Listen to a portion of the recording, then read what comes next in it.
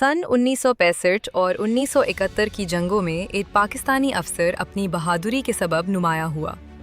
वो अफसर जिसने ना सिर्फ सितारा जुरत और हलाल जुरत हासिल किया, बल्कि ये भी मशहूर है कि उसने 1965 की जंग में अकेले एक पूरी भारतीय कंपनी को पकड़कर पाकिस्तानी सरहद के अंदर ला खड़ा किया। सालों बाद वो मेजर जनरल के ओहदे तक पहुंचा, लेकिन जब जुल्फ़िकार अली भुट्टो को 1959 में फांसी दी गई तो उसने एहतजाज के तौर पर अपने दोनों फौजी एजाज़ात वापस कर दिए। इसके बाद भी वो खुफिया तरीके से अफ़गान जिहाद का हिस्सा बनता रहा और 1993 में बेनज़ीर भुट्टो की हुकूमत में वो पाकिस्तान का वज़ीर दाखिला बना। इस शख्स का नाम था नसीरुल्लाह बाबर। लेकिन एक पाकिस्तानी जनरल का मुल्ला उमर से क्या ताल्लुक़ था? क्या पाकिस्तान ने वाकई तालिबान को बनाया? और क्या अमरीकी कंपनियां अफ़गानिस्तान में खामोशी से अपना किरदार अदा कर रही थीं? 1994 में अमरीका पाकिस्तान को दहशतगर्दी की फहरिस्त में शामिल करने के करीब था, लेकिन बेनज़ीर ने ये रुकवा दिया। कैसे? आज की किस्त में हम खोलेंगे ये सारी कहानी। 15 फरवरी 1989 को आखिरी रूसी फौजी अफ़गानिस्तान छोड़कर गए। पीछे रह गए मलबे के शहर, मिस्मार बस्तियां और सैकड़ों खूनखार जंगजू। 10 बरस तक अफ़गानिस्तान अमेरिका और रूस की प्रॉक्सी जंग का मरकज़ रहा। अब दोनों सुपर पावर्स अफ़गानिस्तान से निकल चुकी थीं, लेकिन हथियार छोड़ गए। इतने हथियार कि मज़ीद 10 साल जंग चल सकती थी। पाकिस्तान और सऊदी अरब ने बड़े अफ़गान ग्रुपों को मक्का में जमा किया। मुआहिदा हुआ, लेकिन सदियों पुरानी पश्तून ताजिक दुश्मनी ने सब कुछ बर्बाद कर दिया। अफ़गानिस्तान 3 बड़े हिस्सों में बंट गया। ताजिक क़यादत बुरहानुद्दीन रब्बानी अहमद शाह मसूद, पश्तून क़यादत गुलबुद्दीन हिकमतयार, तीसरी क़ुव्वत जनरल अब्दुल रशीद दोस्तम मज़ारी शरीफ। हर कोई ताकत चाहता था, कोई हुकूमत नहीं चाहता था। पाकिस्तान और सऊदी अरब हर ग्रुप से राब्ते रखते थे, लेकिन हिकमतयार को ज़्यादा सपोर्ट मिलती थी, क्योंकि अफ़गान तारीख़ में पश्तून हुक्मरान रहे। पाकिस्तान के बॉर्डर पर भी पश्तून आबादी है।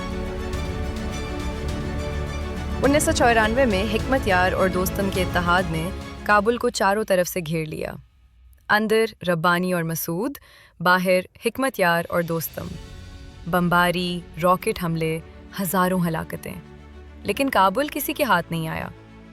आखिरकार हिकमतयार का इत्तेहाद टूट गया, वो ईरान चला गया। दूसरी तरफ रब्बानी और अहमद शाह मसूद, अब काबुल के हुक्मरान, भारत और रूस के मज़ीद करीब हो गए। ये पाकिस्तान के लिए ख़तरे की घंटी थी।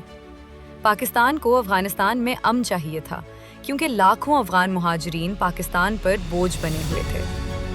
कंधार में एक जंगजू ने एक मदरसा के तालिब इल्म को अगवा किया, जुल्म किया और कत्ल कर दिया। औरतें भी मुसलसल ऐसे जुराइम का निशाना बन रही थीं। कंधार सबसे ज़्यादा मुतासिर था। पाकिस्तान में ज़ेर तालीम अफ़गान तलबा, ख़ास तौर पर बलूचिस्तान में इस जुल्म से तड़प उठे। इन तलबा ने फ़ैसला किया कि वो इन जंगजुओं के मुकाबिल खड़े होंगे।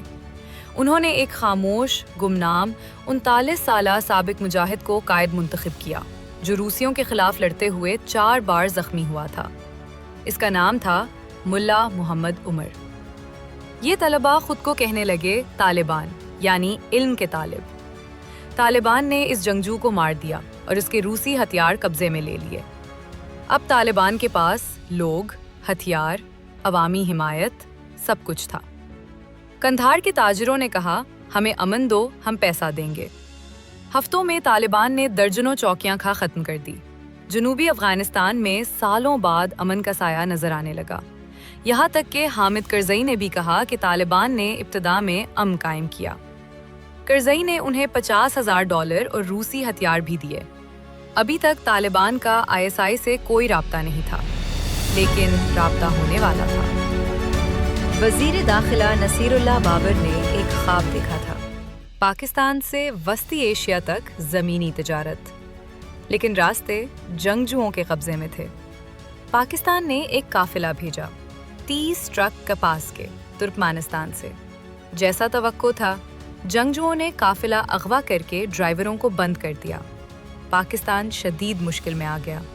इसी वक्त मौलाना फजलुर रहमान, جن کے افغانستان میں مضبوط رابطے تھے، نصیر اللہ بابر سے بولے، یہ قافلہ صرف طالبان چھڑا سکتے ہیں۔ ISI کے ذریعے پاکستان نے طالبان سے رابطہ کیا۔ طالبان کے لیے یہ سنہری موقع تھا۔ انہوں نے ایک خفیہ آپریشن کیا، وارداتی سردار کو مارا اور پورا قافلہ واپس پاکستان پہنچایا۔ یہ تھا پاکستان اور طالبان کا پہلا باقاعدہ رابطہ۔ اس کے بعد سعودی امداد آنے لگی۔ پاکستان نے طالبان کو قابل اعتماد قوت سمجھا۔ طالبان کے پاس وسائل بڑھ گئے۔ تاریخ کا پہلا باب یہاں شروع ہوا۔ پیسے اور ہتھیار ملنے کے بعد طالبان نے قندھار پر قبضہ کر لیا۔ 1995 میں ہرات لیا۔ پاکستان کے لیے تجارتی راستہ کھل گیا۔ 1996 میں بے نظیر حکومت کے دوران طالبان کابل پہنچ گئے۔ ربانی اور مسعود بھاگ کر پنجشیر چلے گئے۔ مگر طالبان اچانک اتنے طاقتور کیسے بنے؟ دو بڑی وجوہات۔ افغان آبادی کا بڑا حصہ پشتون ہے۔ وہ پشتون قیادت ہی چاہتے تھے۔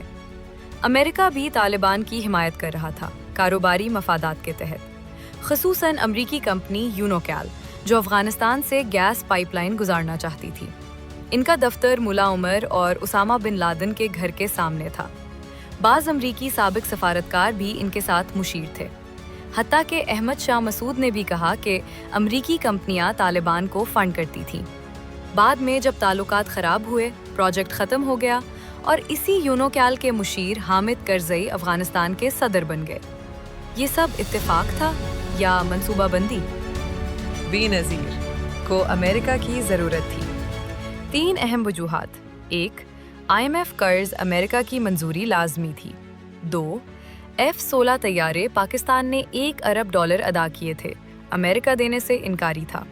3، $700 ملین کی امریکی امداد پریسلر ترمیم کے باعث منجمد۔ بے نظیر نے بڑا فیصلہ کیا۔ ایک عالمی دہشت گرد رمزی یوسف 1993 ورلڈ ٹریڈ سینٹر دھماکہ کو گرفتار کر کے امریکہ کے حوالے کر دیا۔ پاکستانی فوج نے صومالیہ میں امریکی فوجیوں کو بچایا تھا، جس واقعے پر فلم بلیک ہاک ڈاؤن بنی، وہ بھی امریکہ کے حق میں گیا۔ امریکہ نرم پڑ گیا۔ پریسلر پابندیاں نرم، پاکستان کو نئے ہتھیار، $120 ملین کا اسلحہ معاہدہ اور اہم ترین، پاکستان دہشت گردی کی فہرست سے نکل گیا۔ اگر ایسا نہ ہوتا، پاکستان دیوالیہ ہو سکتا تھا۔ جہاں خارجہ پالیسی بہتر ہوئی، وہیں کراچی بدترین حالات میں تھا۔ بے نظیر نے اپنی سب سے قابل اعتماد شخصیت نصیر اللہ بابر کو ٹاسک دیا کہ شہر کو صاف کرے۔ اسی دوران عمران خان، جو کہہ چکے تھے کہ وہ سیاست میں کبھی نہیں آئیں گے، اچانک PTI بنانے کا اعلان کر دیتے ہیں۔ لیکن کیوں؟ اس کے پیچھے PTV، PPP اور ایک پراسرار دھماکہ تھا۔ اگر آپ جاننا چاہتے ہیں کہ پاکستان کی معیشت کو کس نے تباہ کیا، تو یہاں ٹچ کریں اور یہاں دیکھیں پاکستان کی تاریخ پر ایک مختصر مگر دلچسپ رپورٹ۔ اگر آپ کو ہماری ویڈیوز پسند ہیں اور آپ کیوریوسٹی کے اس سفر میں ہمارے ساتھ چلنا چاہتے ہیں تو ہمارے چینل کو سبسکرائب کریں، بیل آئیکن کو پریس کریں، ویڈیو کو لائک اور شیئر کریں۔ شکریہ۔